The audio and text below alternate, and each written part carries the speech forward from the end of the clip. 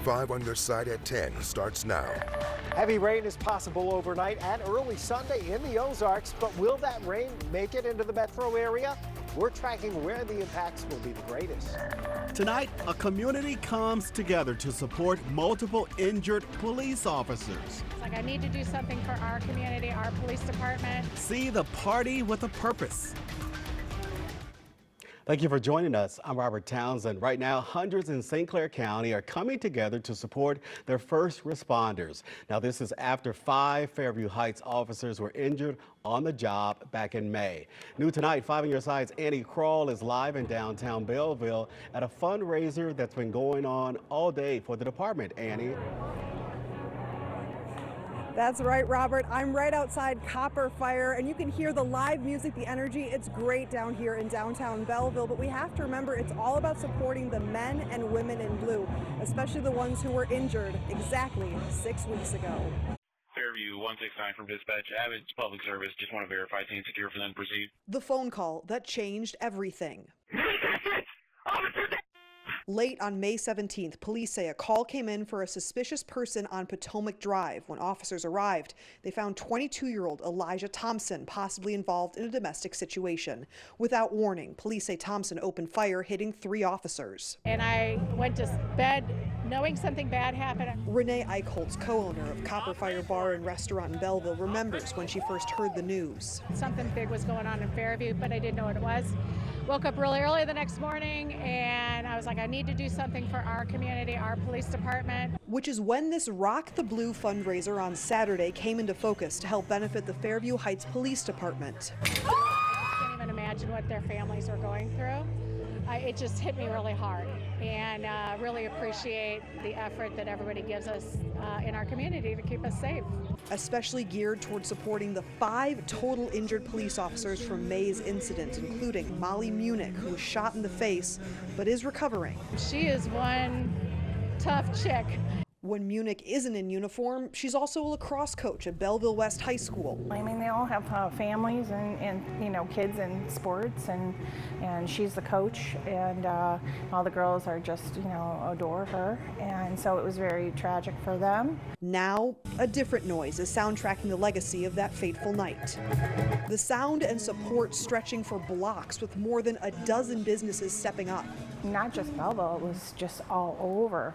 People were just reaching out to us like, what can we do? Can we put a basket in the raffle? Can we, whatever we can do. The organizers tell me the goal from today's event is to raise $20,000. They're even thinking about doing a similar music festival in September. That would be to help the Belleville Police Department, potentially making this an annual tradition. Reporting in Belleville, Annie Krall, 5 on Your Side. Tonight, police are investigating a North St. Louis shooting. It happened on Hook Avenue near Kings Highway Boulevard just before 1:30 this afternoon. Officers found one person shot in the arm. The victim is expected to be okay. Police say the person who called in the shooting is a person of interest. Developing tonight in Perryville, a man is dead after getting stuck in an industrial oven at a cereal plant. This happened around 3 this afternoon at the Gilster Mary Lee plant off Old St. Mary's Road. Police say 38-year-old Nicholas Gomez was last seen cleaning the outside of the oven. Investigators don't know how he got in it. Police do not suspect foul play. Right now, most of our area is getting a little dry time, but that might not last too long for some. Chief Meteorologist Scott Connell is here with what else is coming our way this weekend. I think around 3 or 4 o'clock in the morning, Robert, we're going to talk about some thunderstorms down over the Ozarks, not necessarily in St. Louis, but in areas that saw some rain earlier today. There's a disturbance right now that's working its way very slowly here across southwest Missouri and into the Ozarks. And during the overnight hours, it's expected to create some more areas of showers and thunderstorms. With that in mind, the potential is there for some heavy rain. So the Rolla area down towards Reynolds County, Phelps, Reynolds County, Dent County, you're looking at flood watches as we go into the overnight hours early tomorrow morning. Those are the same areas that had the heaviest rain from early this morning and through the day today. So look at that band of showers and thunderstorms developing. It's slow moving as we go into late tonight and early tomorrow morning. Again, for St. Louis, we might see a couple of showers make it in here, but for most of us, there's not a very big rain chance outside of that area southwest of St. Louis until perhaps later tomorrow. And even then, it's iffy. We'll see in a few minutes, and we'll talk about the 4th of July. Today, the St. Louis Urban League held its 6th large-scale giveaway event for tornado survivors. Now, it ran from noon until 3 at their Kings Highway headquarters. Dozens of volunteers handed out lots of free food, toiletries, cleaning supplies, and other essential resources. 5 on Your Side is partnering with the Urban League to help tornado survivors. The organization has set up an Amazon wish list with urgently needed items. If you'd like to help buy some of these items, just text the word Amazon to 314-425-5355 for a link.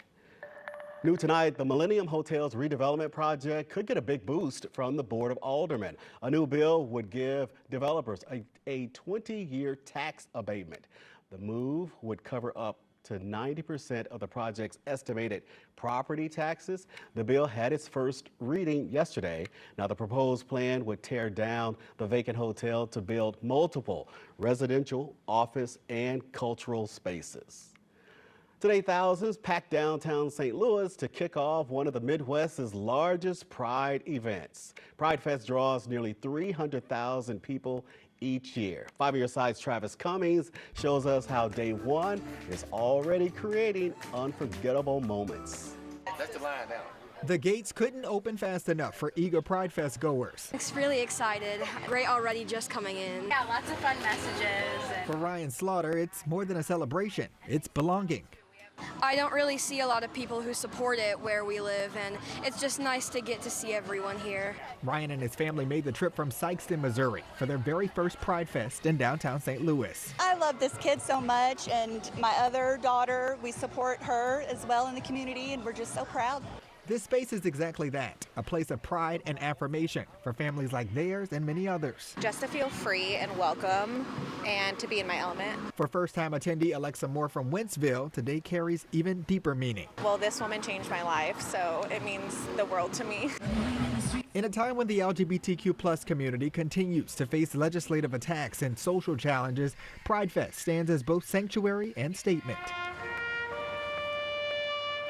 A wreath laid in honor of the LGBTQ+ veterans reminds us of sacrifice and struggle.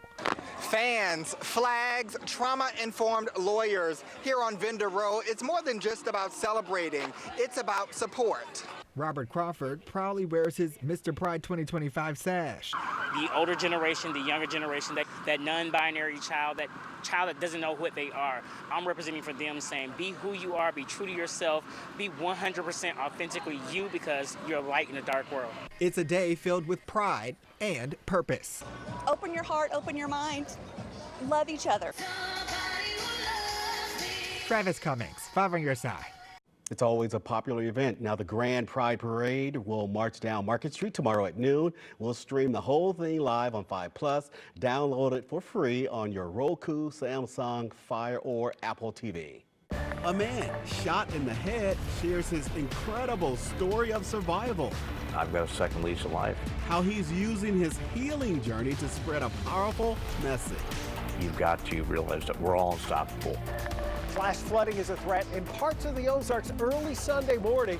We're tracking where the heaviest rain is expected and why the metro area most likely misses the majority of that widespread heavier rain.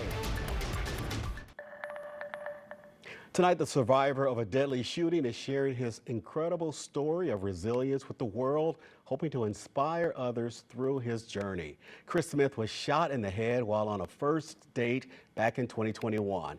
5 on Your Side's Mercedes McKay shows us how his strength is touching thousands more than 3 years later.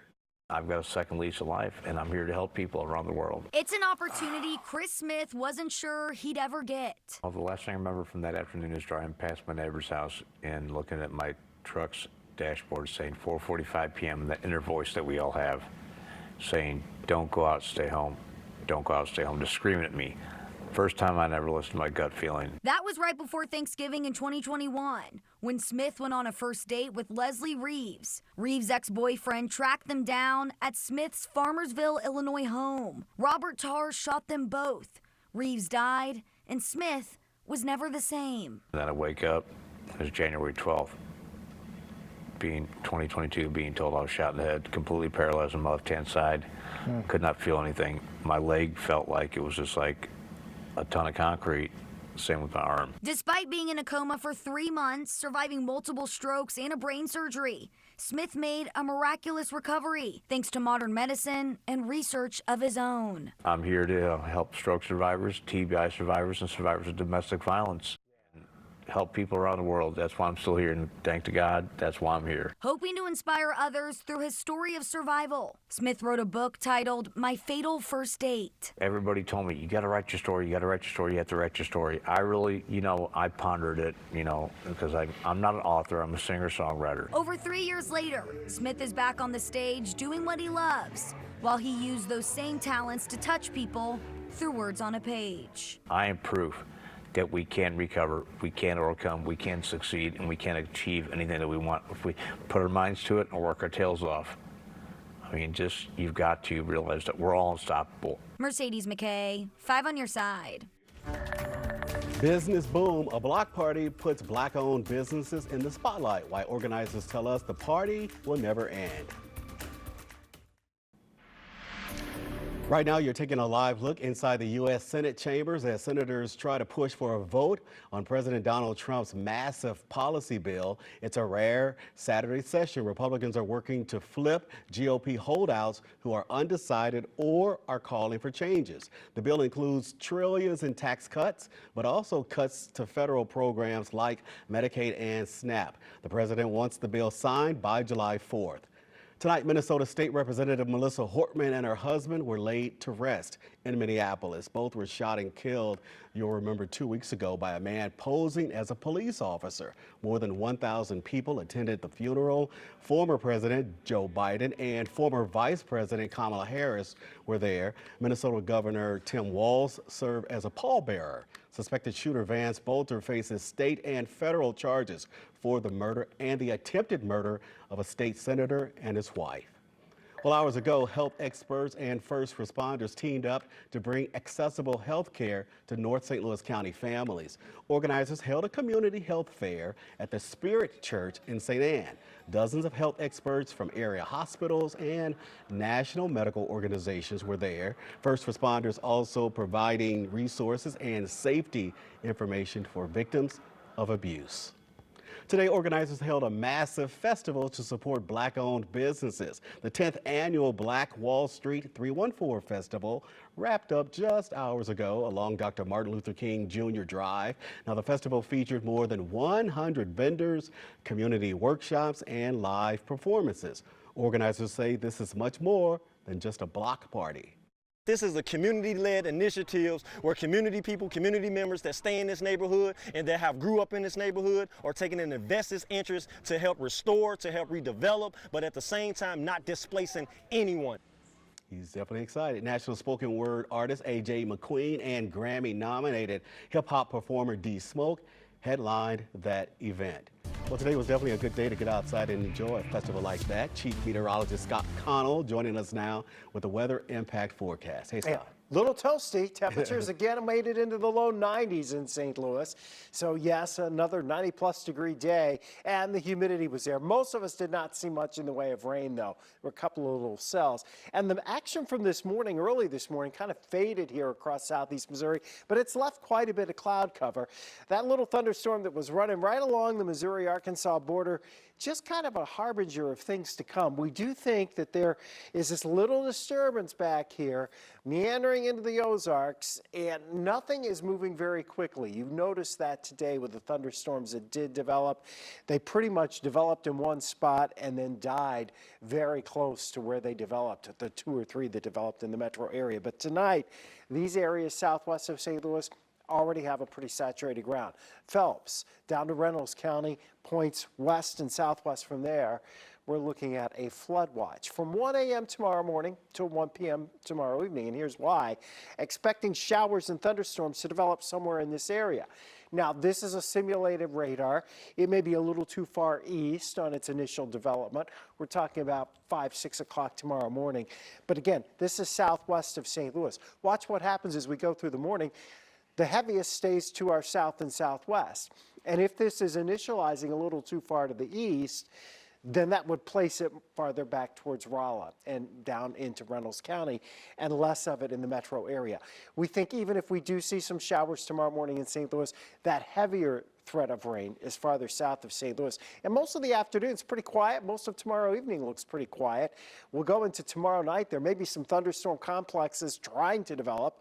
But of course, the question's always exactly where. And then as we go into Monday, we do have a front approaching, but we have a fair amount of cloud cover too, so we don't get too unstable, which means the severe weather threat stays pretty low. As far as your rainfall tallies, highest potential here down to the southwest of St. Louis through 1 o'clock tomorrow afternoon. And that's really after about 3 or 4 in the morning. So it would be more like 5 or 6 o'clock if there's going to be any flooding when those thunderstorms start producing that heavier rainfall. It's still 79 in St. Louis, and it's still muggy. The dew point's 70 degrees right now. Overnight, we're staying mostly above 70 degrees, except down over the eastern Ozarks. Some spots will drop back into the 60s. We'll stay scattered showers and thunderstorms. The best chance is going to be southwest of St. Louis and during the morning hours tomorrow. And then as we head into Monday with that front approaching, pretty good chance many of us will see at least one shower or thunderstorm. And then Tuesday, Wednesday, and Thursday should be pretty quiet days. Yes, they're warm. The average high is 89 degrees, so we're right there. And then we get into the 4th of July. The humidity should be creeping back in here by the end of the week, so low 90s.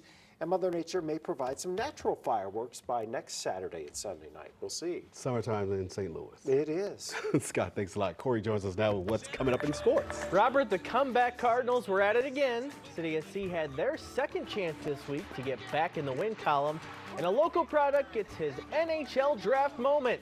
Sports is up after the break.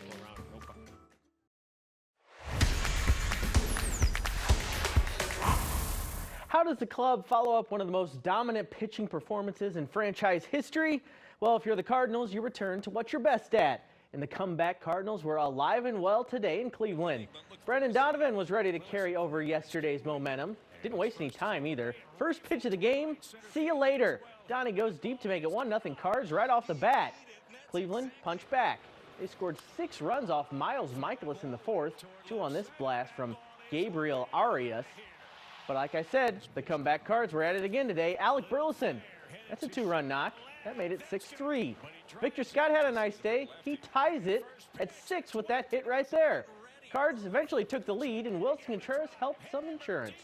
Contreras blasts his 11th of the season as the Cardinals score 8 unanswered runs to storm back and beat the Guardians 9-6. They've done it all year. You never feel like you're out of a game, but that was a big hit there when we gave it that 6th spot. That's a big inning for them. But you refocus and just try to chip away at it.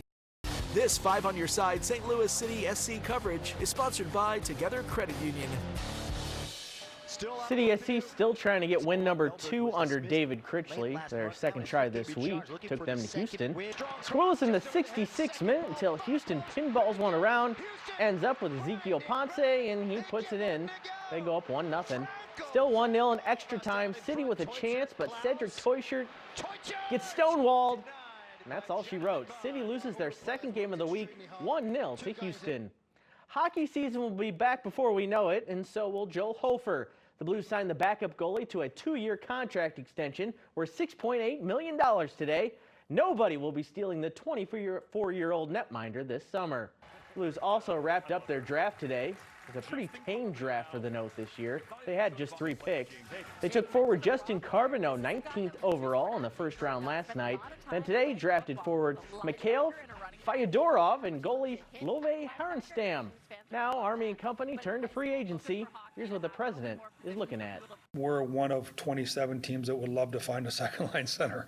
You know, that's just the reality of it. I don't know if we can. You've seen since we last talked, you know, these guys are signing with their own teams. You know, everyone's finding a way. So you have to just be prepared to react to what's available on July 1st. Congrats to St. Louis native Shane Van Sage. The former St. Louis Junior Blue is now a Philadelphia Flyer. Philly took the Michigan State product in the second round with the 48th overall pick. Congrats to Shane and his family. From one local product to another, Mizzou football receiver Kevin Coleman held a football camp in his hometown today. The St. Mary's grad is about to begin his first season as a Tiger after transferring in the portal. And he is not shy about what his new team could do. Hey, I always say everything happened for a reason, but at the same time, I wish I would have came home. I'm happy the journey I went on, the journey I went through. It brought me here today, made me who I am, but I'm so happy to be home. I'm excited, hey, what's about to be done at Missouri. About to have a legendary season, bring an SC championship back home, and more great things. Finally, a minute to remember Ed Mickelson. The last St. Louis Brown still living in St. Louis died yesterday at the age of 98. I did a story on Ed's life a few years ago, and what a life it was. He rubbed elbows with baseball legends, overcame depression, and drove in the last Browns run ever in St. Louis. It was a lot of fun to chat with for my story. We wish his family all the best. He had some stories to tell. What an awesome player and truly a legend. Yeah. Corey, thanks. Final check out our weather, Scott? Yeah, the heat's going to build back in here towards the end of the week. Tomorrow morning, though, the chances for rain mostly southwest of St. Louis. Again, the Rolla area, then Oates down to Centerville, Lesterville. You got a flood watch from 1 a.m. tomorrow morning till 1 p.m. tomorrow afternoon. All right, thanks a lot for that. That's 5 on your side at 10. Saturday Night Live is coming your way next. Start your day with Today in St. Louis beginning at 6 a.m. Have a fantastic tomorrow, everybody.